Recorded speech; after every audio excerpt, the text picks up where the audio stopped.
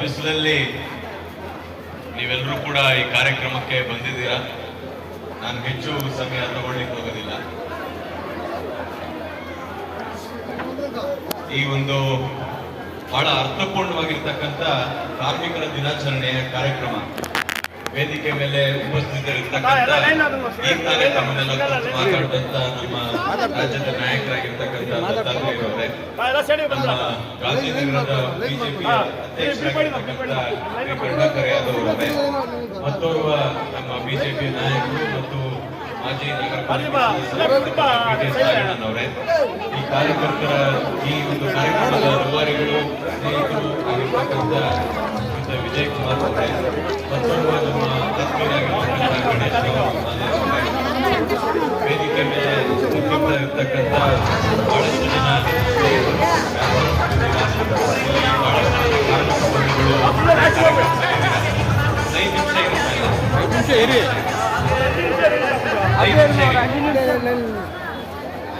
ಮತ್ತೆ ನನ್ನ ವೇದಿಕೆ ಮುಂಭಾಗದಲ್ಲಿರ್ತಕ್ಕಂಥ ಎಲ್ಲ ನನ್ನ ಅಣ್ಣ ತಮ್ಮಂದಿರೇ, ಅಕ್ಕ ತಂಗಿಯರೇ, ನಮ್ಮ ದೇಶ ಜಾಗತಿಕ ಮಟ್ಟದಲ್ಲಿ ಈ ಮಟ್ಟಕ್ಕೆ ಬಂದಿದೆ ಅಂತಂದ್ರೆ ಅದಕ್ಕೆ ನಿಜವಾದ ಕಾರಣಕರ್ತರು ಅಂತಂದ್ರೆ ಹಗಲಿರುಳು ಬೆವರು ಸುರಿಸಿ ಕೆಲಸ ಮಾಡ್ತಾ ಇರ್ತಕ್ಕಂಥ ಶ್ರಮಿಕರು. ಯಾರು ಕಾರ್ಮಿಕರು, ಒಬ್ಬ ಆಟೋ ಚಾಲಕರಿಂದ ಹಿಡಿದು, ಒಬ್ಬ ಪೌರ ಕಾರ್ಮಿಕರಿಂದ ಹಿಡಿದು, ಒಬ್ಬ ಕೂಲಿ ಕಾರ್ಮಿಕರಿಂದ ಹಿಡಿದು, ಒಬ್ಬ ಫ್ಯಾಕ್ಟ್ರಿನಲ್ಲಿ ಕೆಲಸ ಮಾಡ್ತಾ ಇರ್ತಕ್ಕಂಥ ಕಾರ್ಮಿಕರಿಂದ ಹಿಡಿದು ಪ್ರತಿಯೊಬ್ಬರು ಯಾರ್ಯಾರು ತಮ್ಮ ಶ್ರಮವನ್ನ ದಾನ ಮಾಡತಕ್ಕಂಥ ಶ್ರಮಜೀವಿ ಯಾರಿದ್ದಾರೆ ಅವರು ನಿಜವಾದ ಕಾರ್ಯಕರ್ತರು. ಅವರಿಗೆ ಗೌರವವನ್ನ, ಪ್ರೀತಿಯನ್ನ ಸಲ್ಲಿಸ್ತಕ್ಕಂಥ ಒಂದು ಸುದೈವ, ಒಂದು ಒಳ್ಳೆಯ ದಿನ ಅಂತಂದ್ರೆ ಮೇ 1ನೇ ತಾರೀಕು ಏನು ಕಾರ್ಮಿಕರ ದಿನಾಚರಣೆಯನ್ನು ನಾವು ಆಚರಣೆ ಮಾಡ್ತೇವೆ, ಅದಕ್ಕೆ ಶ್ರಮಿಕರ ದಿನಾಚರಣೆ ಅಂತ ಕೂಡ ನಮ್ಮ ನರೇಂದ್ರ ಮೋದಿ ಅವರು ಕರೆದಿರ್ತಕ್ಕಂಥದ್ದಿದೆ.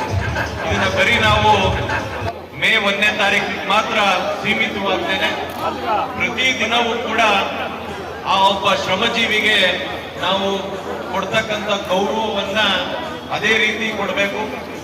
ಅವರಿಗೆ ಒಂದು ಪ್ರೀತಿಯನ್ನ ನಾವೇನು ಹಂಚ್ಕೋತೀವಿ, ಪ್ರತಿಯೊಬ್ಬ ಶ್ರಮಜೀವಿಗೂ ಕೂಡ ಅಷ್ಟು ಪ್ರೀತಿಯನ್ನ ನಾವು ಕೂಡ ಹಂಚ್ಕೋಬೇಕು. ಯಾಕೆಂತಂದ್ರೆ ಇಲ್ಲಿ ಬಹಳಷ್ಟು ಜನ ವ್ಯಾಪಾರಸ್ಥರಿದ್ದೀರಾ. ಇಲ್ಲಿ ವ್ಯಾಪಾರ ಮಾಡ್ತಕ್ಕಂಥವ್ರು ಇದೊಂಥರ ಮಿನಿ ಇಂಡಿಯಾ. ಪ್ರತಿ ಒಂದು ರಾಜ್ಯದಿಂದ ಕೂಡ ಇಲ್ಲಿ ವ್ಯಾಪಾರ ಮಾಡ್ಲಿಕ್ಕೂ ಬರ್ತಾರೆ.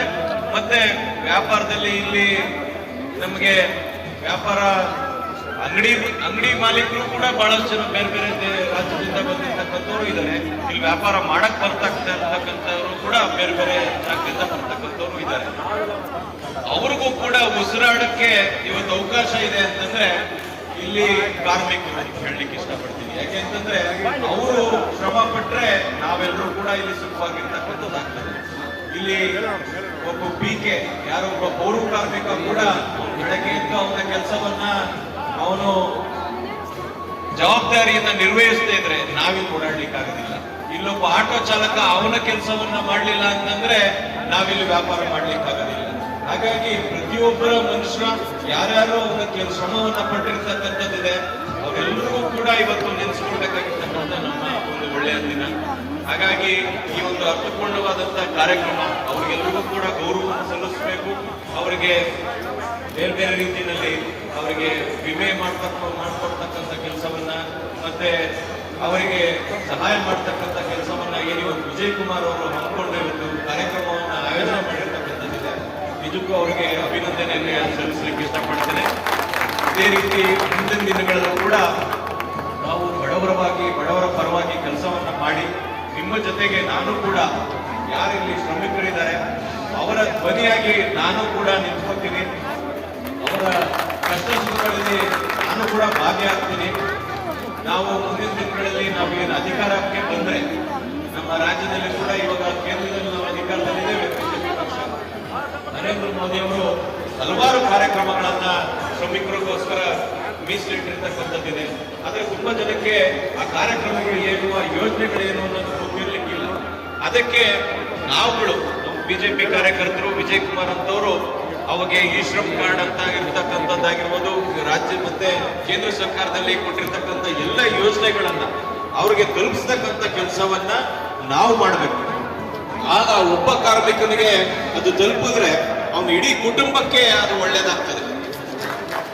ಅವನ ಕುಟುಂಬದಲ್ಲಿ ಅವನ ಮುಂದಿನ ಪೀಳಿಗೆ ಯಾರು ಅವ್ರ ಮಕ್ಕಳಿರ್ತಾರೆ ಅವ್ರಿಗೆ ಒಳ್ಳೆ ಕಡೆ ಅವರು ವಿದ್ಯಾಭ್ಯಾಸವನ್ನ ಮಾಡಿಸ್ತಕ್ಕಂಥದ್ದಾಗ್ತದೆ. ಅವ್ರು ಒಳ್ಳೆ ಕಡೆ ಓದಿದ್ರೆ ಅವರು ಮುಂದಿನ ದಿನಗಳಲ್ಲಿ ಒಳ್ಳೆ ಕಡೆ ಕೆಲಸ ಸೇರಿ ಅವರು ಜೀವನದಲ್ಲಿ ಒಳ್ಳೆಯ ಪದವಿಯನ್ನ ಪಡಿತಕ್ಕಂಥದ್ದಾಗ್ತದೆ. ಹಾಗಾಗಿ ಪ್ರತಿಯೊಬ್ಬರಲ್ಲೂ ಕೂಡ ನಾವು ಏನು ಶ್ರಮಿಕರ ಜೀವನವನ್ನ ಹಸನು ಮಾಡಲಿಕ್ಕೆ ನಾವು ಕೂಡ ಶ್ರಮಿಸಬೇಕು. ಅದಕ್ಕೆ ನಾನು ಕೂಡ ನಿಮ್ಮ ಜೊತೆಲಿ ಇರ್ತೀನಿ, ಸದಾ ನಿಮ್ಮ ಜೊತೆಲಿ ಇರ್ತೀನಿ. ಮತ್ತೆ ಇಲ್ಲಿರ್ತಕ್ಕಂಥ ವ್ಯಾಪಾರಸ್ಥರು ಕೂಡ ಹೇಳಲಿಕ್ಕೆ ಇಷ್ಟಪಡ್ತೀನಿ, ಇಲ್ಲಿ ಸಮಸ್ಯೆಗಳು ನೂರಾರು ಇರ್ತಕ್ಕಂಥದ್ದಿದೆ. ನೀರಿನ ಸಮಸ್ಯೆ, ಮಳೆ ಬಂದಾಗ ನಮಗೆ ಬಹಳ ಭಯ ಆಗ್ತದೆ. ಹಳ್ಳಿಗಳಲ್ಲಿ ಮಳೆ ಬಂತು ಅಂದ್ರೆ ಖುಷಿ ಅವ್ರಿಗೆ. ಯಾಕೆಂತಂದ್ರೆ ಅವ್ರ ಬೆಳೆಗೆ ಮಳೆ ಬಂತು ಅಂತೇಳಿ ಕೆರೆ ಕುಂಟೆ ತುಂಬಿತು ಅಂತಂದ್ರೆ ಅವ್ರಿಗೆ ಬಹಳ ಖುಷಿ ಆಗ್ತದೆ. ಆದ್ರೆ ಸಿಟಿಲಿ ನಮ್ಗೆ ಮಳೆ ಬಂತು ಅಂತಂದ್ರೆ ಭಯ ಆಗ್ತದೆ. ನಿನ್ನೆ ಬಂದಂತ ಮಳೆ ಏನಾಯ್ತು ಅಂತ ನಮ್ಗೆಲ್ಲರಿಗೂ ಗೊತ್ತಿದೆ. ಹಿಂದಿನ ಸರ್ಕಾರಗಳಲ್ಲಿ ನಾವೆಲ್ಲರೂ ಕೂಡ ಇದಕ್ಕೆ ಶ್ರಮಿಸ್ತಕ್ಕಂಥ ಕೆಲಸವನ್ನ ಮಾಡಿದ್ವಿ. ಆದ್ರೆ ಇಲ್ಲಿರ್ತಕ್ಕಂಥ ಶಾಸಕರು ನಿಮ್ಮ ಬಗ್ಗೆ ಯಾವ ರೀತಿ ಕಾಳಜಿ ಇಟ್ಕೊಂಡಿರ್ತಕ್ಕಂಥದ್ದನ್ನ ನಿಮ್ಮಲ್ಲಿರ್ತಕ್ಕಂಥ ರಸ್ತೆಗಳನ್ನು ನೋಡಿದ್ರೆ ಗೊತ್ತಾಗ್ತದೆ. ಅವರು ಯಾರು ಕೂಡ ನಿಮ್ಮ ಬಗ್ಗೆ ಒಂದು ಒಳ್ಳೆ ಅಭಿಪ್ರಾಯವನ್ನ ಇಟ್ಕೊಂಡಿಲ್ಲ. ಬರೀ ತಾತ್ಸಾರ, ಯಾವಾಗ ಕೇಳಿದ್ರು ಮಾಡ್ತೀವಿ ಅಂತ ಹೇಳ್ತಾರೆ. ಎಲ್ಲಾ ರಸ್ತೆಗಳನ್ನು ಅಗದು ಬಿಟ್ಟಿರ್ತಕ್ಕಂಥದ್ದು, ಮೋರಿಗಳನ್ನ ಅಲ್ಲಿ ಹೂಳೆತ್ತಂಥದ್ದು ಕೂಡ ಹೂಳೆತ್ತೋದಿಲ್ಲ. ಹೂಳೆತ್ತದೆ ಅಂದಾಗ ಮಳೆ ಬಂದಾಗ ಮಳೆ ನೀರು ನಿಂತುವಂಥದ್ದು, ಇವೆಲ್ಲ ಸಮಸ್ಯೆಗಳಿದೆ. ಇವೆಲ್ಲವಕ್ಕೂ ಪರಿಹಾರ ಅಂತಂದ್ರೆ ನಮ್ಮ ಪಕ್ಷ ಅಧಿಕಾರ ಬಂದ್ರೇನೆ ಅದಕ್ಕೆ ಪರಿಹಾರ. ನಮ್ಗೆ ಒಂದು ಅವಕಾಶ ಮಾಡಿಕೊಟ್ರೆ ನಾವು ಎಲ್ಲರ ಸಮಸ್ಯೆಗಳಿಗೆ ಒಂದು ಪರಿಹಾರವನ್ನ ಕಂಡುಕೊಳ್ಳೋಣ, ಶಾಶ್ವತವಾದಂತ ಪರಿಹಾರವನ್ನ. ಅದರಲ್ಲೂ ಚಿಕ್ಕಪೇಟೆಯಲ್ಲಿರ್ತಕ್ಕಂಥ ಪ್ರತಿಯೊಬ್ಬರು ನಿವಾಸಿಗಳು ಮತ್ತೆ ವ್ಯಾಪಾರಸ್ಥರು ಎಲ್ರಿಗೂ ಕೂಡ ಒಳ್ಳೇದಾಗ್ತಕ್ಕಂಥ ಕೆಲಸವನ್ನ